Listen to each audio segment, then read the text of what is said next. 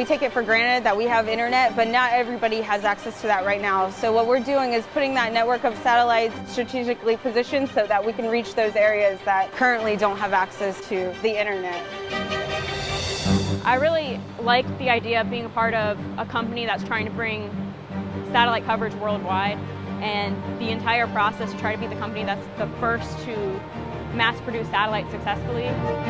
It's pretty amazing because we kind of went from nothing to just beautiful white floors, not being able to build anything, to actually having satellites, and now the satellites are fully tested. We have satellites up there that are already performing really well, so now we're just going to keep building our constellation.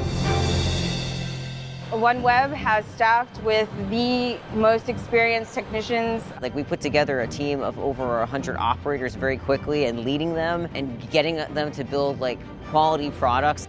We're kind of all hand-picked. We have a great experienced 5-star team. My name's Doug Hudson. I'm a launch operations technician.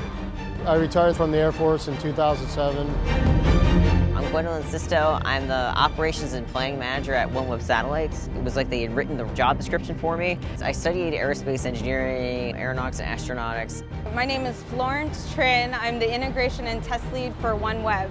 My dad was my inspiration. He is the reason why I am interested in engineering and math and the space program and space. OneWeb Satellites has 5 apprentices, and I'm just one of the 5. So we're working specifically on the manufacturing of the satellites. It's been a long time planning, preparing, doing pre-tests, dry runs, and making sure that this process is efficient. We kind of have a saying, make it happen, Captain. And we've been working 10, 12, 14-hour days, and to get the second launch out is a big accomplishment. I like getting in on the ground floor. It's exciting. There's a little bit of competition there with some of the other companies in the area.